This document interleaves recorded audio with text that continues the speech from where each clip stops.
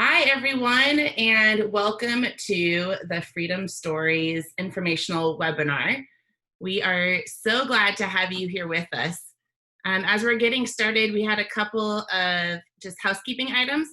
And so if you can go ahead and check your chat box, you will see those in there. The first is just a request to not unmute yourself during this.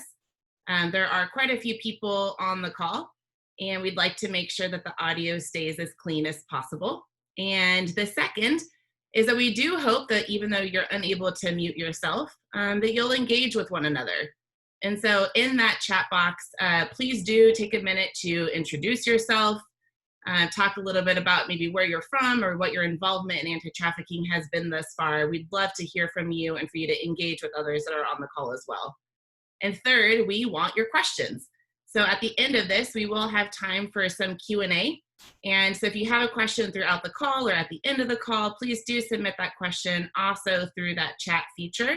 And you can direct it directly to me, because I'll actually be facilitating that Q&A. So again, thank you so much, everyone, for joining. And we are going to go ahead and jump right in.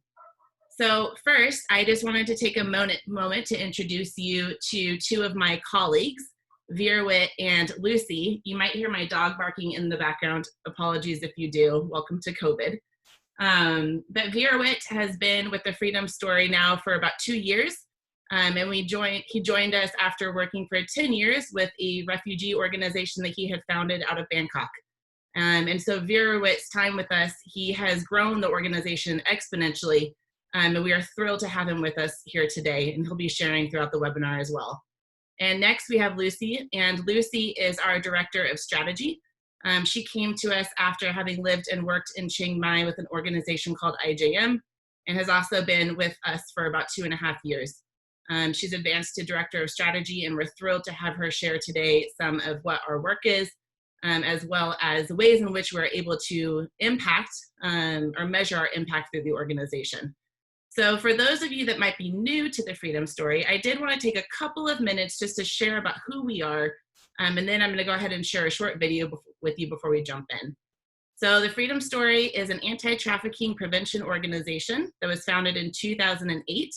I'm one of the original co-founders, the last co-founder standing, and I now also chair our board of directors as I work with my family foundation. And the vision for the Freedom Story really came from seeing a huge need in the area of prevention. As I was working on my master's thesis, a lot of the work was focused on rescue, aftercare, but the area of prevention was a big service gap. That was for a multitude of reasons. One was lack of funding. Two was lack of resources, whether that be the organization's time or talent.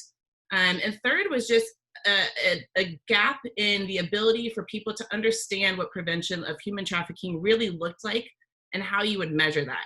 And I felt really drawn to that area and began to think about what would that look like to start a prevention organization. And through a series of events, I was able to meet a new Thai friend who started to share the story with me about a young girl named Kat. And for those of you that have been part of the organization for quite some time, you may have seen Kat's video or even met Kat in person. But when we first met, she was 9 years old and was very vulnerable at that point in time. And we actually ended up making a documentary about her story. And through her story, she really taught us what prevention could look like. And that means education, that means access to resources, that means having positive influencers, mentorships in your life. And so through Kat, we really began to understand this is what prevention could look like and began to open that up to others as well. And so we're excited to have you here with us today to not only talk about the work, but also talk about how COVID has impacted it. As many of you have probably heard, COVID has made vulnerable children that much more vulnerable. So I'm going to go ahead and share a brief 1.5-minute video with you that gives you a bit of a COVID overview, and then we'll turn it over to Veerawit.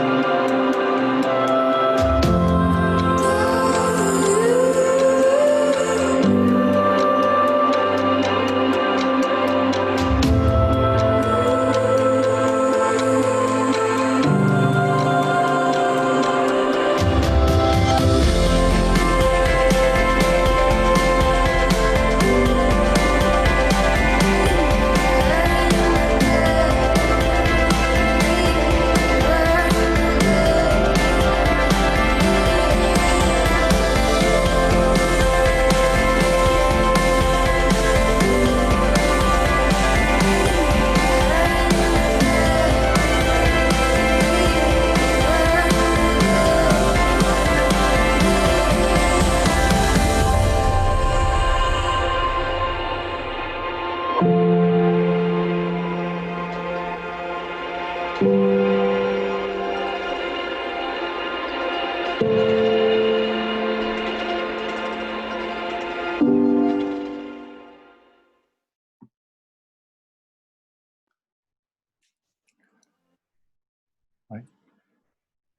So thank you everyone for joining our session today. First, I would like to talk you through about the COVID-19 situation in Thailand, the overview of what we have been facing with since the outbreak started after the new year. And in Thailand, we have had quite a good healthcare services in which we are not impacted very much by the health crisis as a result of the COVID-19. We didn't have many cases. Up to today, we had just over 3,000 cases of COVID, which minimum number of deaths. However, the health impact in Thailand is not that bad, but the economic impact is actually quite huge because Thailand opts to use the strategy of lockdown and closing down the business and do all the social distancing. So many of the business had to close down. And as a result of that, there have been a lot of economic impact on the whole country. And especially hit very hard the medium and lower income populations. And that has a huge impact on the population that we have been working with, the children in the village and in the province of Chiang Rai in the north of Thailand, where we have been working. A number of our children who had part-time work had lost their job because of the lockdown. And it has been very difficult for their parents as well for losing their job because most of the service and industrial economy have been closed down. And since March, we have seen a number of business begin to lose their customer because they cannot export and they cannot provide the domestic market because the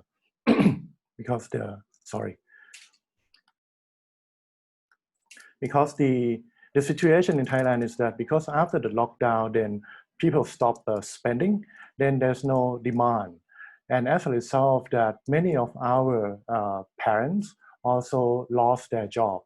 And because of the agriculture business in Thailand has not had a lot of impact, but many of our parents lose their business because they cannot sell outside the domestic areas. So as a result of that, we have seen a number of parents and children lost their income and in a desperate situation. And that's, I think, what we have been trying to cope up with by providing emergency fund to those families. And also on education, because the school were closed, then the student had to stay at home. And without the income, without the internet access, the government's trying to start the online education, which our children could not afford to have the access, lacking of the equipment and internet package to do online education. And on top of that, children were left at home with some limited access to the internet, in which there have been a lot of risks that incur from the online sexual exploitation, and has been noted and researched to show that there are significant higher rate of online sexual exploitation that happen into Thailand. So as a result of that, what we have seen is that now we are in the situation where we don't know yet whether there's going to be the second wave of COVID or not, or the economy, which just reopened, will have to be closed down again or not. Even though the economy has been reopened, we have seen that the number of parents and children could not get back their job because their job were lost quite permanently. And the governments have reported that there will be over 3 million Thai people who would have to lose their job permanently as a result of this. So we are now in a quite a precarious situations in which the support for the students and the parents whom we are working with and the community will be very vital for us to pass through this situation, this crisis together. On top of that, we just have natural disaster. We have flash flood, which just happened this week, which flood out all of the crops that they have already just planted. The rice plantation will just wash away over a few hours. And we will be monitoring the situation and will be intervening to help them as much as we could. So on top of all the crises, now we have other challenges that we are facing with right now on natural disaster as well. So I think with that, I just give the overview, and then Rachel and Lucy will take on that and we'll jump back in later. Thank you. Okay, great. Hi, everybody. It's really exciting to be here. It's really fun to see so many familiar faces. I'm just really grateful for all of you spending your Wednesday morning or your Tuesday night with us. I'm Lucy, and I'm just going to talk a little bit right now about what it is that puts somebody at risk of trafficking, how COVID-19 is making that worse, and then talk a little bit about one of our friends, one of our students here in Thailand. So there's an estimated 610,000 people living in conditions of modern slavery in Thailand. When we talk about estimating numbers of people in slavery, it's very difficult to get a reliable number because this is a condition where people are living, it's an illegal thing and people are living in clandestine conditions. But that's the estimate that we have for Thailand, and that's roughly 1 in every 113 people. So that's very high compared to the total population in Thailand. There's also an estimated roughly 60,000 children who are exploited every year in the sex industry in Thailand. There has been a lot of traction in the news and on social media over the last few weeks about child sex trafficking and some potential misconceptions that I think we've seen swirling around. And so I'm really excited about the timing of this to be able to share some of the research and the findings that we have found from Thailand. So I would say when we're thinking about what puts people at risk of trafficking, there's really 2 different levels. There's a personal and individual level of risk, and then there are systemic issues that put people at risk. We focus at Freedom Story mostly on addressing the personal issues, as the systemic issues are a little bit more complex and often more difficult to predict. So at the personal level, poverty puts people at risk of trafficking. If you are poor, you have very few options and you have very few opportunities for work, and that makes it very difficult to find a good job. We often have this conception that if you work really hard, then you'll be able to lift yourself out of poverty. But for most people living in poverty, that's just not true. No matter how hard they work, something will always push them back in. Something very similar to what Veerawit just mentioned. You plant all your crops, that's your one income for the whole year, and something completely uncontrollable comes in, a flood wipes out all your crops, and you no longer have income for an entire year, or your income is slashed in half. When you're already living on the margins, anything can push you back down into poverty. Low levels of education also put people at risk.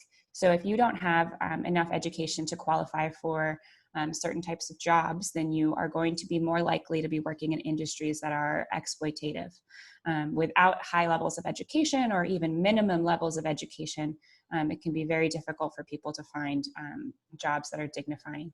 And quite often these 2 things go together. So for example, in Thailand, families that are living in poverty struggle to support their children to stay in school. It's not because they don't want their children to pursue education or because they don't love their children. It's because they don't have a choice. They cannot support their children to stay in school, so they have to pull them out and ask their children to work to help support the rest of the family. But without a good enough education, the child can't get any jobs that would be dignifying or would protect them. And so then they're much more likely to end up in a situation of exploitation. The final thing that really puts an individual at risk is something that we talk about, which is social isolation, or anything that makes somebody marginalized. So in some countries, that means being a woman or gender discrimination, having a history of abuse, being a member of a minority group, having family breakdown in your family. So if your parents have passed away, or your parents are divorced, or you're living with distant relatives, all of these different things don't necessarily mean you will be trafficked, but they put you at a higher risk of being trafficked. So then the systemic issues that put people at risk are things like lack of law enforcement. So there might be a law on the books in the country that says prostitution is illegal, for example, but that law might not be enforced. And then the other thing is like stresses, shocks, or uncertainty. And that might be at the individual or household level, and that might be at the country level. So one of the shocks and the stresses that we're all experiencing right now is COVID-19. And that is disproportionately impacting vulnerable people who already, like I said, don't have that safety net. There's no margin for error in their day-to-day lives. So I'm just going to walk you through a few statistics that we have found from our research with our students that will hopefully illustrate what the community that we work with here is like and how they're at risk of trafficking. So 68% of students in our scholarship program have an immediate family member, so that's a parent or a sibling, who is either a survivor of trafficking or has worked in the sex industry. So that is a huge number of students in our program, huge proportion and prevalence of both of those things in the areas that we work. 90% of students in the program are living on less than $2 per day. So again, living in a level of poverty that is quite high. And for those that are doing better, anything will push them back down, and getting out of poverty is very, very difficult. 56% of students in our program are a single or a double orphan. So they've lost either one or both of their parents, or they are living with relatives as opposed to living with their parents. Being raised by relatives or step parents is not an inherently bad thing, but it does put a child more at risk of being trafficked. 26% of students, 26% of parents of students in our program had no education. They never went to school. And 48%, a further 48%, only accessed elementary education. So we're talking about an area that is living in a lot of poverty and that has had historically very low levels of education. As I'm sure we all understand, those are cyclical things, and it's very difficult to break out of those cycles once you're in them. In many ways, COVID-19 has made all of these things worse. As Veerawit mentioned, Thailand has not had an especially high level of cases of COVID-19, but we have had a pretty significant economic impact. So there have been businesses that have shut down, people have lost work, they've lost necessary income. Poverty is increasing. Actually, the World Bank has been doing research in Thailand that showed that poverty was actually already increasing in Thailand between 2016 and 2018. Thailand is also a very unequal country, and so inequality is increasing as well. Those that are the poorest are being hit the hardest with these economic challenges from COVID-19. And when you lose work, even if you haven't lost your job entirely, but perhaps you were working 20 days a month and now you're working 15 or 10, when you're living in poverty, that makes a huge difference, and you just don't have enough income to be able to support your family. And without enough income, people become more desperate, and desperation decreases choice. So it is literally choosing today, I have to find something for food for tomorrow, as opposed to anything that's really more complicated than that. People are now estimating that between 20 and 25 million more people will be living in poverty than before COVID-19. That's globally. But a lot of people suspect that because of the impact of tourism on the economy, areas of Asia Pacific will be hardest hit. And just to give you another statistic, roughly 17 to 20% of Thailand's GDP or Thailand's economy is reliant on tourism. And obviously right now that is almost completely lost. So like I said, fewer economic choices means fewer jobs, but at the same time, companies and global supply chains are going to be incentivized to exploit people in order to lower production costs. Already, this organization called Delta 87 that does research on human trafficking said that in Thailand, there are reports of a surge of demand from manufacturers in medical supply chains for cheap labor targeting vulnerable migrant workers.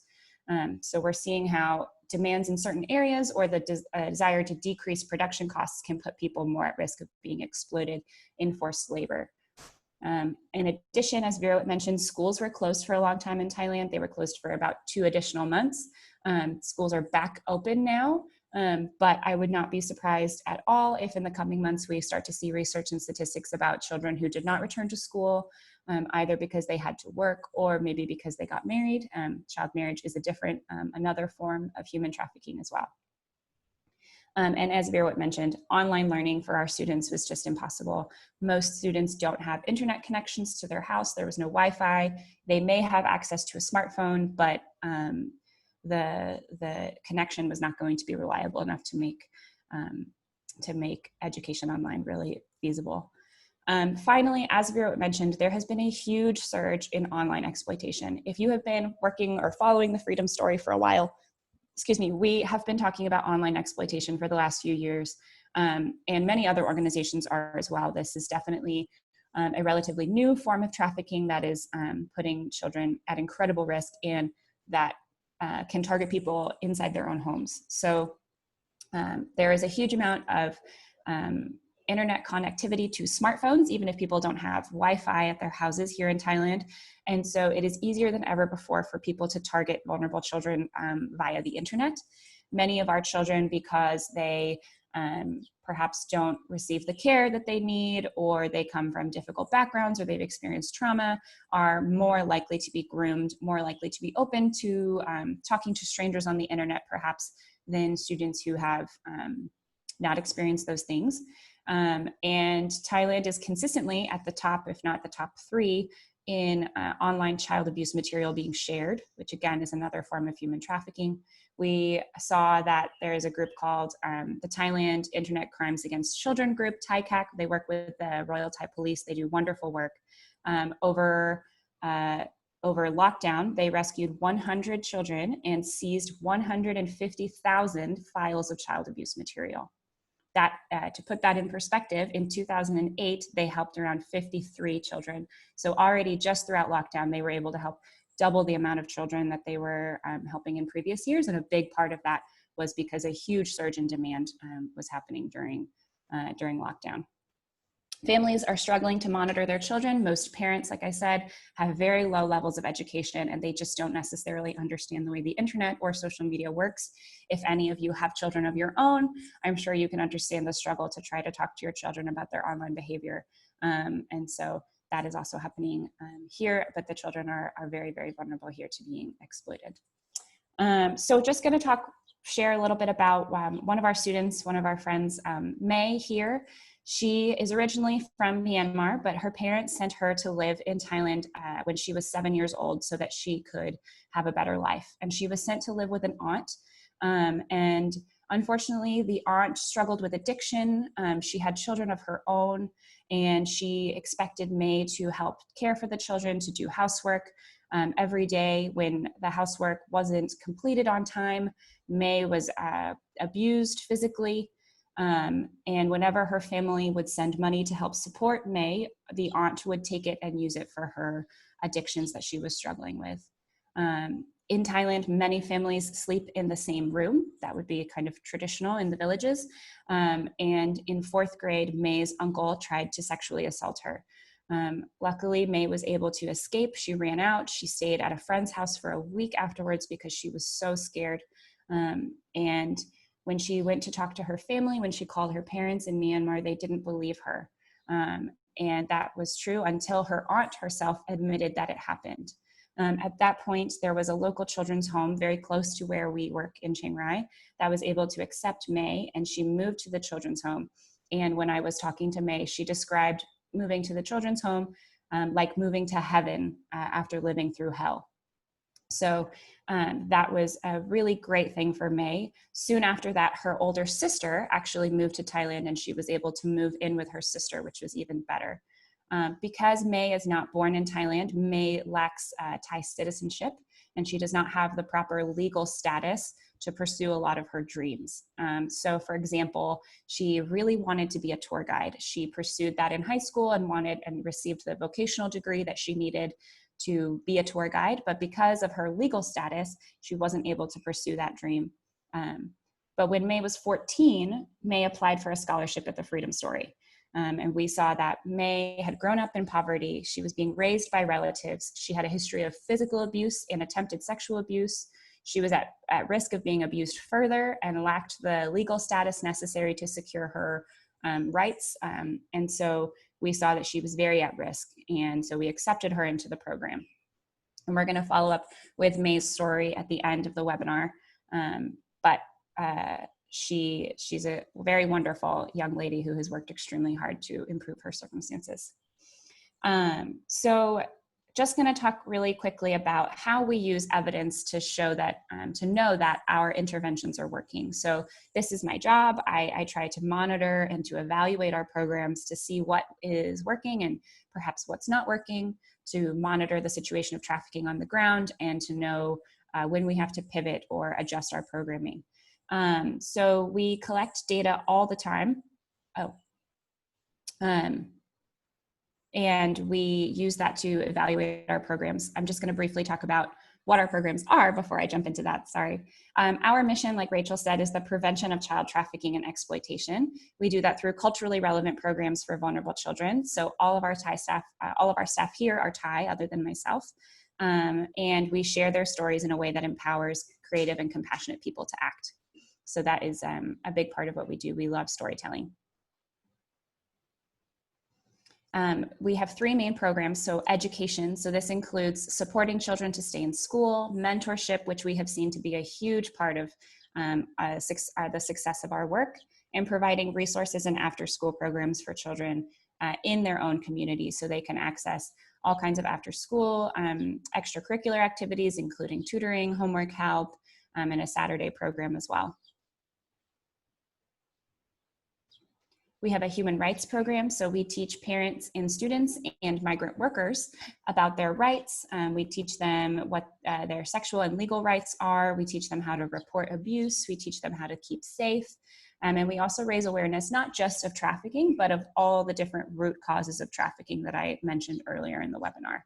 And in that way, we are empowering the next generation to protect themselves. We also have a number of programs that work directly with our Thai youth in order to help them share with their peers.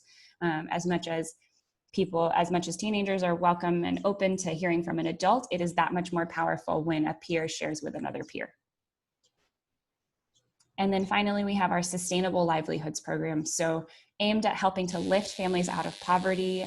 We work with families to develop sustainability plans. We come alongside them and try to find ways that they can make supplemental forms of income. And we teach them basic business skills, things like how to track your income and your outgoings, and provide new sources of income for at-risk families that come from their own work, things like planting vegetables or raising chickens, or even selling different things online.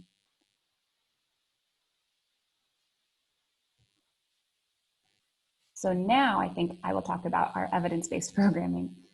So as I said, Freedom Stories programming is really aimed at addressing root causes of trafficking. We do that through following the existing research on trafficking to see how trafficking is changing over time. Like I said, online exploitation has become a really hot topic and a really big issue in the last few years.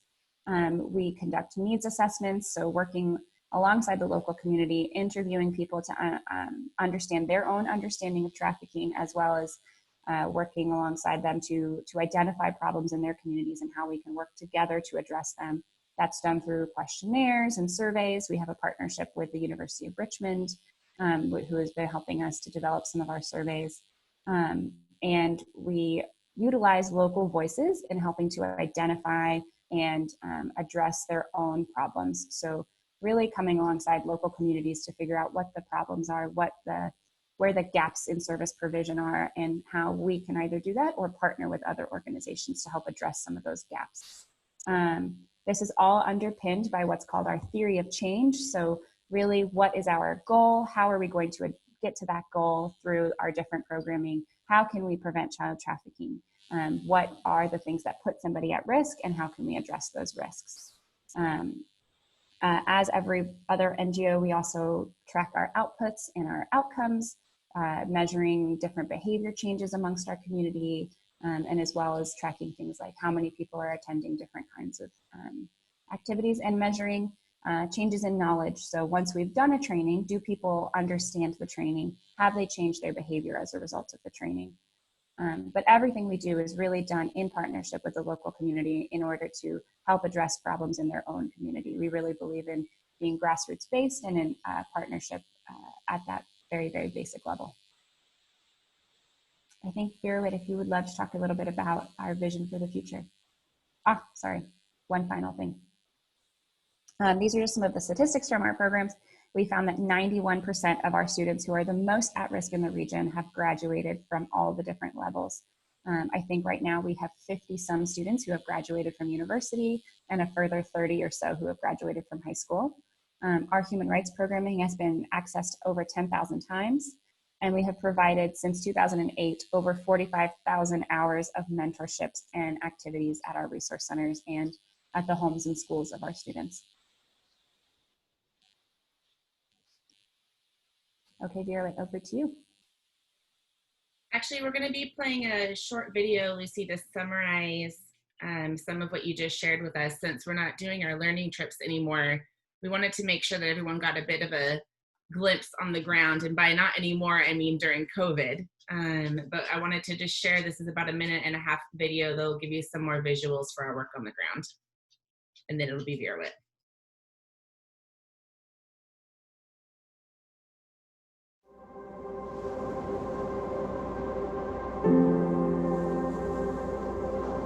An estimated 60,000 children are involved in the Thai sex trade each year. The majority of these children come from North and Northeast Thailand, where crippling poverty forces many to drop out of school at young ages. Often lacking even primary education, yet expected to help provide for their families, these children are easily lured into the sex trade. We began by providing scholarship for those vulnerable to exploitation because it was clear that education would open up opportunity and choice. Today, our resource centers offer daily after-school programs that include tutoring, English and Chinese classes, educational games, mentorship, access to computers and the internet, and human rights education. While nearly half of the students in the region fail to complete even primary school, 9 out of 10 of our scholars finish, and the vast majority of them go on to secondary school, college, and promising careers. In 2013, we started our sustainability programs because resilient children require resilient communities. Support and opportunity lead to choice, and having the freedom to choose can make all the difference. Together, we can prevent child trafficking and exploitation. Join us as we fight for a slave-free world.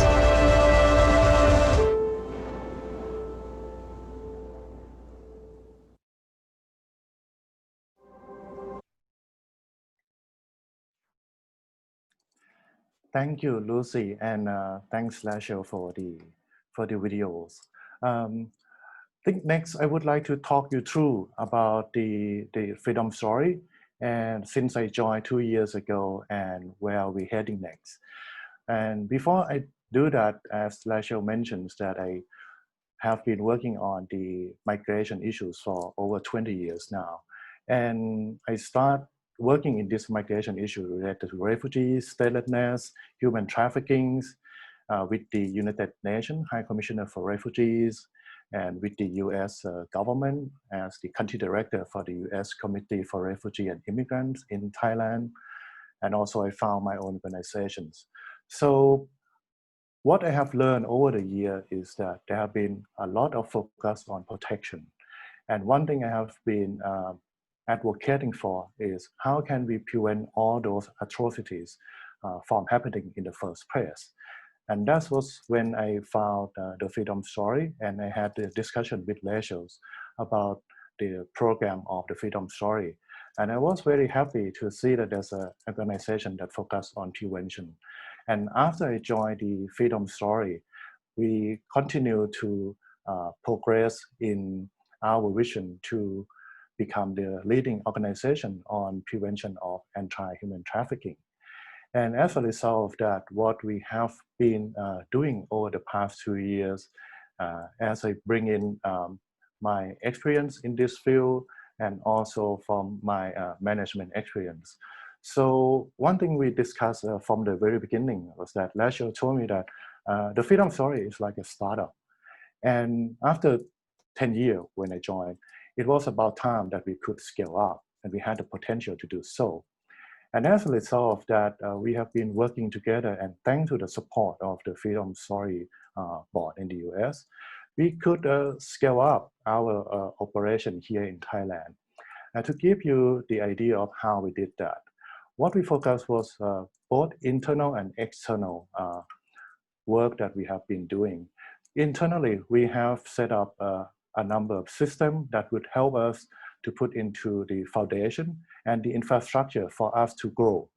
And that help us to create model knowledge management and aligning our programs together.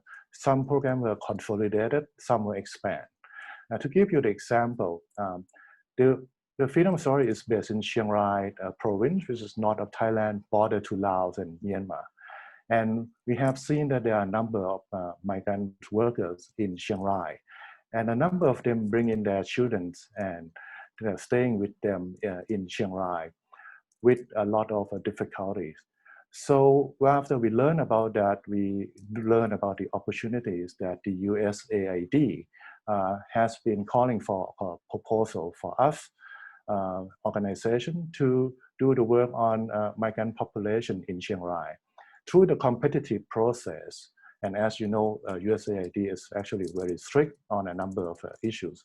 And we have been successful to secure that funding and then expand our program into the migrant population in Chiang Rai. And as a result of that, the Freedom Story could outreach to a large population who are in the difficult situation and at very high risks of human trafficking and labor trafficking. And after that, internally, we have to adjust our program and then expand into the migrations program as well. For our internal programming, we have been setting up the system and infrastructure for our activity and scholarships program to focus on the quality of our service to our children. The Freedom Story is not looking for mass number of beneficiaries that we are working with. We invest on deep relationship with our children, and we are very focused on their individual development. And as a result of that, we have bring in our partners from Bangkok and elsewhere to help us in understanding our children better. We have a child psychologist who help training our staff, coaching our staff to work with children through their different age and also in different scenario of their life. Some are facing very challenging situation, and our staff are being coached on how to help our children overcome all those situations.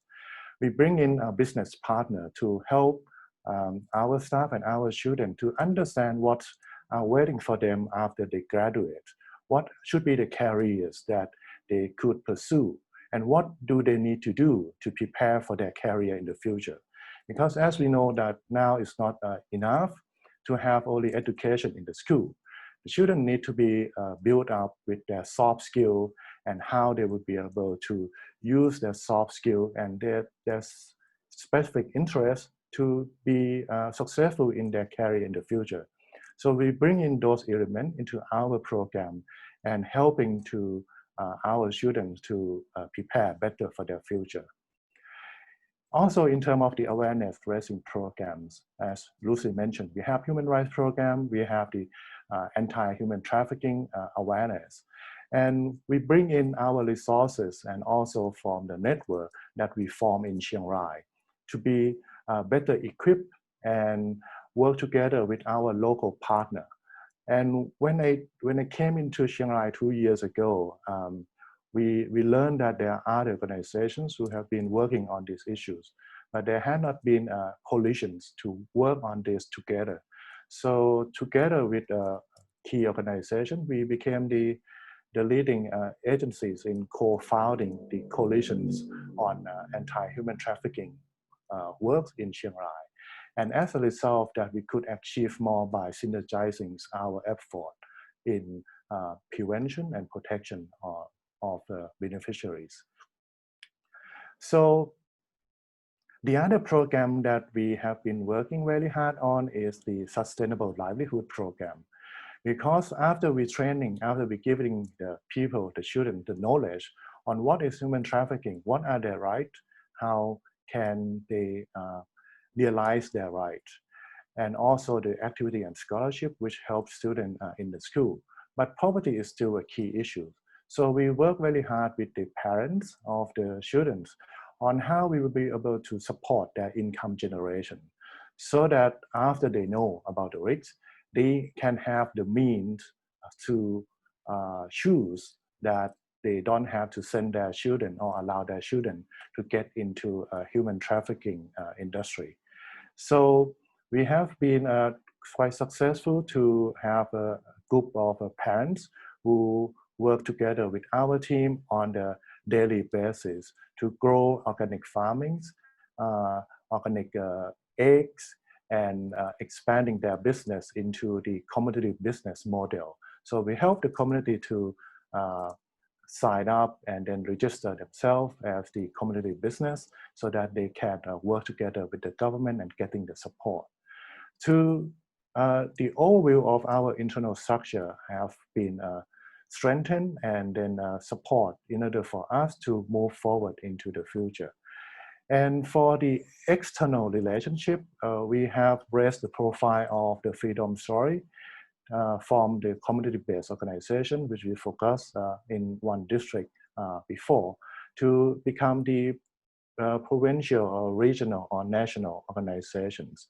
So we have been working with not only the provincial government, but also the national governments on the issues of anti-human trafficking, human rights, justice, and we have been thankfully receiving some award as the leading organization on anti-human trafficking recently.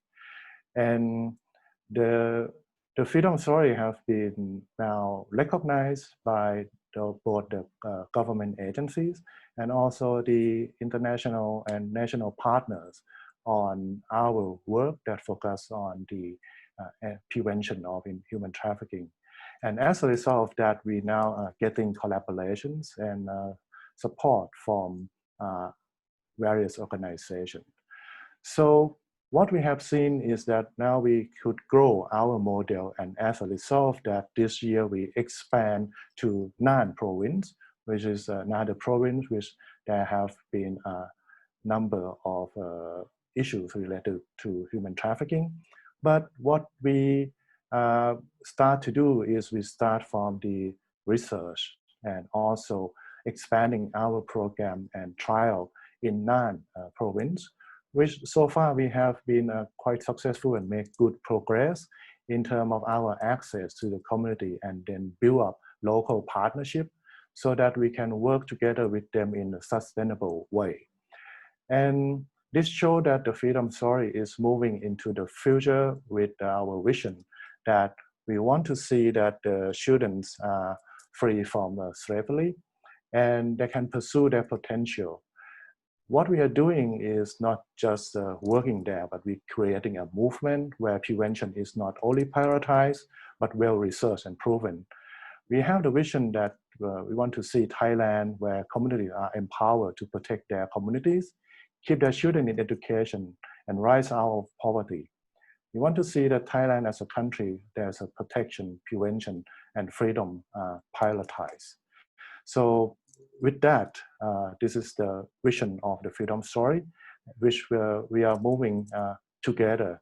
And with your support, I think we would be able to pursue this and making good progress for the betterment of the children's future. So thank you. And so I go back to Rachel. Thank you so much, Veerawit. That was really great. Just going to jump back into where we had left off with May. So she had joined our scholarship program when she was 14. We were actually able to support her to pursue her vocational certificate in tourism. And then once she finished that, she realized that she wouldn't be able to pursue a career in that because she didn't have the right legal status. After that, she was really keen to continue her education. She wanted to go to university, but because of the situation she had grown up with, she had no one who could financially support her. Her relationship with her aunt had been cut off, her family in Myanmar, she actually was supporting them, and her sister had no extra funds to be able to support her at all. She actually chose to start doing a correspondence online, kind of over online a university degree, and at the same time realized that she had a dream to open her own beauty salon and pursue a beautician degree. So she really wanted to do those things and realized that by pursuing those sources of education, she would need to find a job to help support herself. Her sister, who she was working with at the time, was working in a bar, and that's a job that we would traditionally consider very risky for students and a very at-risk choice for children who are already at risk.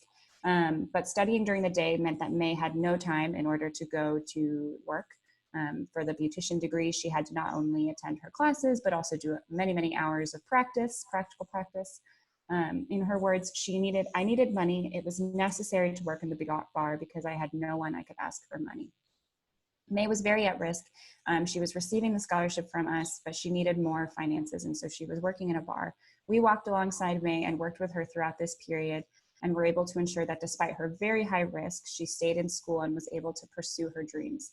We gave her training on her legal status that helped her understand her paths forward and how she might be able to improve that over time. We were able to provide a lot of mentorship and support to her outside of the pure financial scholarship that we were also giving her. May was able to graduate this year, and I can attest she is a wonderful beautician. She has washed my hair many times. And she said, without the scholarship, I don't know where I'd be. It's taken so much weight off me. I've had so much encouragement and people to ask for advice. I can't ask my sister anything. She didn't get a chance to study. I have no one I can ask. If I want to do something, I have to think about it alone, and sometimes I just don't know what to do. When I came to the Freedom Story, I have people to talk to, and I get so much praise and support. Not only that, but I've learned so much through the different trainings. Last year, I joined a training on my legal status and helped me learn a lot about my options to pursue full citizenship. So she has graduated now. She has opened her own salon in her village and is doing really, really well. She's actually hoping to employ her sisters who work in the bar so that they can work for her and pursue that as a course for their career rather than continuing to work in the bar. And as she said, everyone at the Freedom Story is my family. Thank you for giving me a new life. I don't know how and what to give to you in the organization in return, but I will be generous with others. Because of supporters that we have, we were able to support May to pursue her dreams, and she's now thriving. She's doing really well. She actually recently got married, and she's opened her own beauty salon and is hopefully going to be able to employ her sisters as well. So what we're doing is even working with children who are very, very at risk. We see that they are able to pursue their dreams and not be trafficked. Rachel, over to you. Thank you, Lucy, and thank you, Veerawit. Just in closing, I wanted to bookend our time with what you might be able to do to get involved and to learn more about anti-trafficking. So first is learn. We have an excellent blog that's put out every Thursday morning, and we just recently have also turned that blog into a podcast for those of you that might rather listen to something than read something. And so every Thursday, you can either check on our website and click on the latest button, or you can subscribe to the Freedom Story podcast to listen to that week's blog. And recently, our content, most of which is written by Dr. Jade Keller, who is on our executive team as well. That content is incredibly thoughtful, especially right now in these very uncertain times. And so I really encourage you to check out the blog. It's not just a marketing piece for the Freedom Story, but they're actually very thoughtful researched pieces. Second is subscribe to our email newsletter.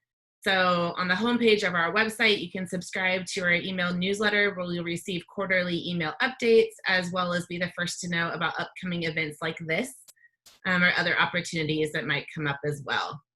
And secondly, of course, is give. And we would ask that you consider joining a Freedom chapter. And so a Freedom chapter is a community of givers, sponsors, donors that come around a community of students. And so we actually moved away from our one-to-one scholarship sponsorship model a couple years ago, because we found that by giving a scholarship to one individual student, it was actually creating some jealousy amongst our students who might receive more attention from a sponsor. And so in order to help to flatline that and to make things more fair, we did an entire rehaul of our sponsorship program.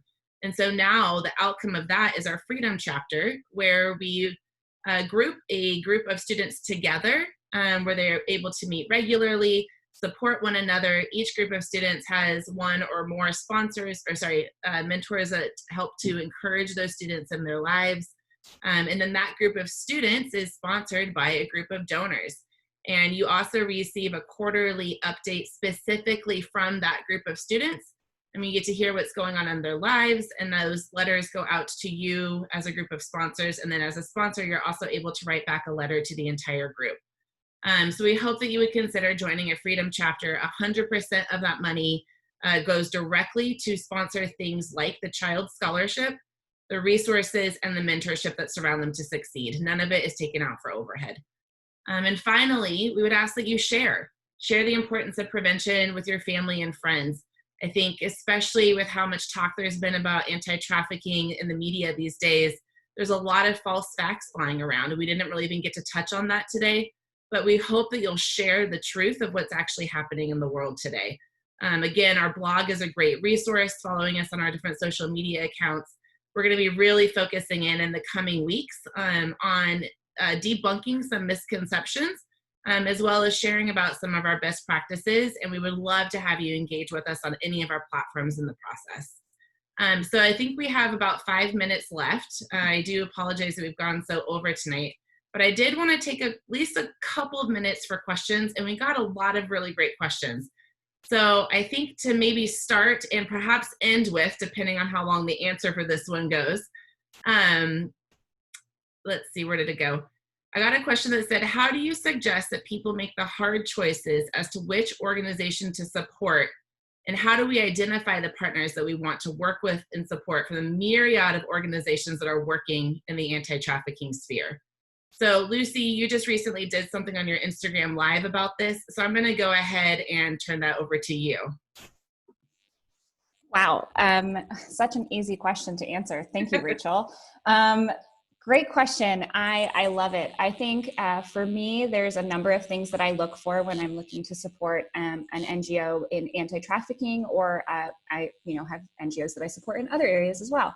One of the first things that I look for is storytelling. How are they communicating about what they're doing? Are they communicating in a way that seems honest and truthful? Are they communicating in a way that's dignifying for their constituents or their beneficiaries? Because to me, I think that really reveals the heart of the organization and the way that they are going to be doing a lot of their work. Many organizations will have a page. We have a page on our website about our values. And there's a big difference between saying you have a value to do something and actually doing it. So that's one of the big things that I look for. Another thing that I look for is financial transparency. So how is the NGO using your money? Do you agree with how they're using their money? And that will be an answer that's different for everybody. But are they being transparent in the way that they're using their finances? If you're going to be supporting or financially supporting an organization, it's important to know how they're going to be using your money. I think that's very difficult. I think those are hard things it's a hard question. I would also honestly encourage reaching out to the organization and asking if they have some time to chat with you to answer some of your questions. They should be able to answer questions about financial transparency. Another thing that's very, very important to me is the organization being led by people on the ground? So, we have Veerawit here in Thailand leading our Thai team, and we are working every day to help build them up and increase their capacity. And do they have partnerships with other organizations on the ground? I think these can be things that are quite hard to tell from the outside, but if they have time to chat with you, these are great questions to be able to ask, because collaboration is really important. There's a really large number of NGOs that are on this call that we love and collaborate with in different ways.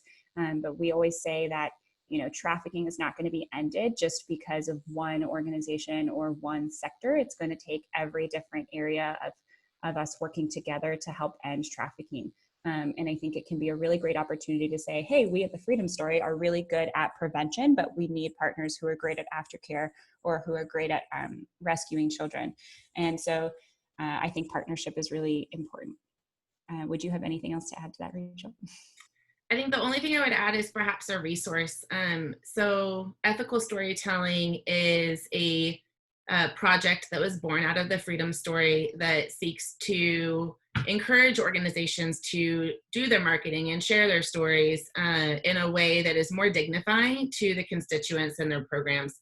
So if that's something that you're interested in learning more about, is just kind of organizational marketing and storytelling as a whole, you can visit the Ethical Storytelling website. It's literally just ethicalstorytelling.com, and there's a podcast for that as well. So with our last 2 minutes, Veerawit, I thought I would toss this question to your direction. And it's simply that there's so many organizations that are working in anti-trafficking. What is it that really sets the Freedom Story apart?